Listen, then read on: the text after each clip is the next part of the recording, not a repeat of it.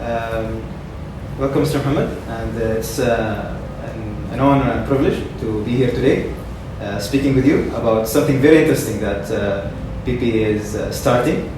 It was started actually, and it is still continuing. It's about green completion, and we all love the environment. It gave us so much, so we have to give it back. So, can you please first introduce yourself for the audience so we can know you better? Thank you for this opportunity. My name is Mohamed Najwani. My current role is VP Wells in BP Oman.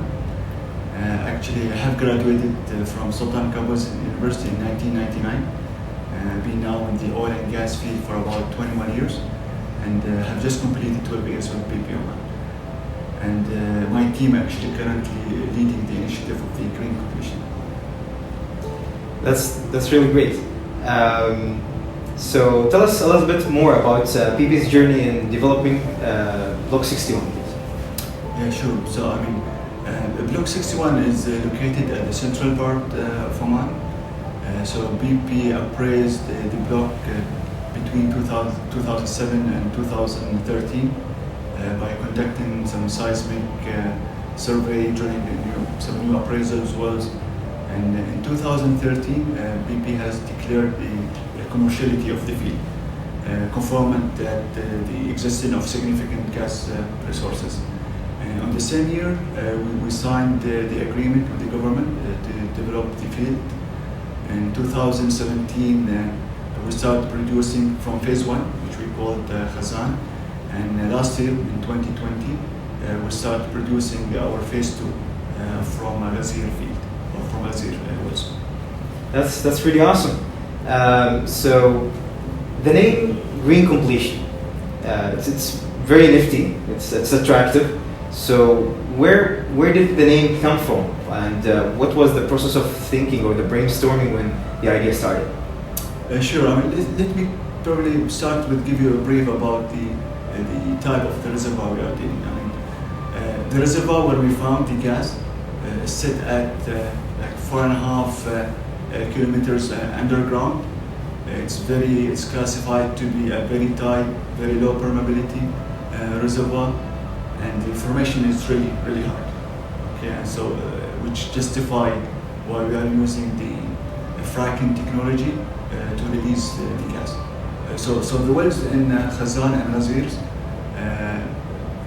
they go through I would say 4 main stages of operations. You start with drilling, so you drill down to the target depth, you run your completion equipment, you do the fracking in order to place some very small sand, we call it propellant, into the fracture to keep it open. And then the last stage you have is the cleanup and the well testing. So the well testing is very important. Why? Because it helps us to establish the key parameters of the wells, understand the reservoir performance. In the conventional way, when we do the testing, which is our final stage, so the hydrocarbon, the produced hydrocarbon during testing, it's flow through a temporary surface testing equipment, and from there is directed to an ignition system for flaring into atmosphere. So that activities or operation, the testing operation, it takes about 7 to 10 days. And during that time, we normally emit about 10 to 12,000 tons of CO2 from that operation. So it happened back in 2018. So the BP's ambition and the industry aspiration has inspired the BP Oman team to try to find new ways of reducing the CO2 emission during the well testing. So in 2018, the Wells team has developed the green completion project. So the green completion, it's a zero flaring concept.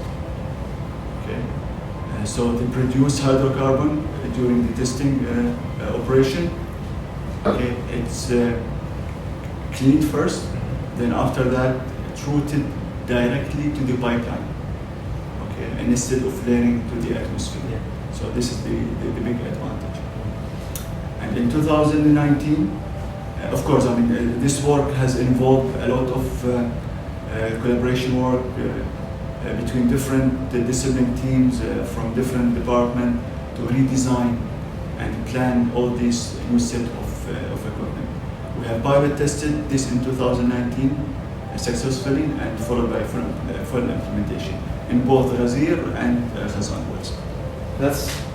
That's pretty good because as I heard from you, you are dealing with a very tight reservoir, and it is one of the most challenging reservoirs out there.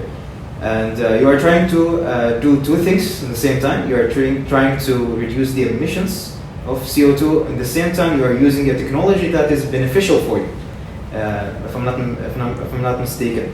So, is it expensive? And the footprint that is needed for the facility, is it large? So, what we should do in order to, or what are the requirements to do the green completion at a certain level? So, I mean, for the green completion, it was very small tweaks and upgrading the surface testing equipment. Okay, I mean, but it requires a lot of collaboration between different teams because you need to plan it, you need to have the header ready, the pipeline ready when you do the green test, plus the modification that we have done on this operator and some equipment. What are the benefits? Of course, I mean, so far,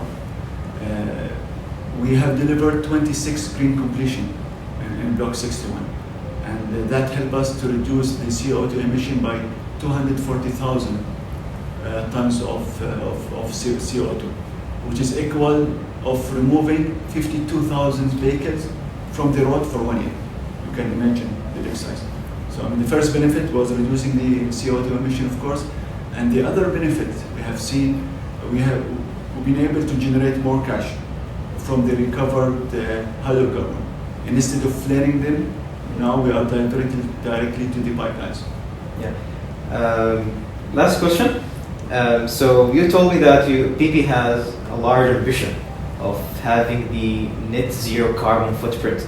It's a big target and it's hard to acquire, but PP is to the challenge. Okay. So I read in an article that the ambition of PP will be achieved in 2050, inshallah. So what are the future plans, or what can you do in order to assure this target? Sure. I mean, as you mentioned, this is a new ambition to become a net zero company in 2050 or sooner. So we are looking actually for all the available opportunities across all our operation, trying to minimize and reduce the CO2 emission. As I mentioned, the green completion is one of the initiatives, and we have a plan to continue with that one to ensure that all future wells, it will be also completed green with zero flaring. Okay, as I mentioned, it required a lot of planning and collaboration between different teams. At the same time, we are also, I'll give you another example, we just awarded the testing services for a local Omani company. So what we are doing now, actually we are sharing the lesson learned with them, okay, to adopt the same concept.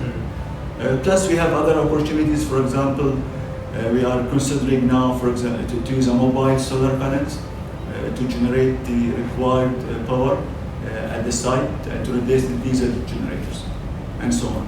But as I mentioned, I mean, currently now in Oman as well, we have developed a strategy, or we are working in our strategy to define our carbon footprint, and we have now a dedicated task force team working on that plan to come up with a longer term plan by 2030, by 2050, where we want to be and how we are going to get to the net zero ambition.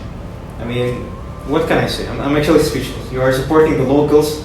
You are trying to help the environment. This is actually pretty awesome. It's actually, again, it's an honor and a privilege to be here around you, Mr. Mohamed, and be here in this facility.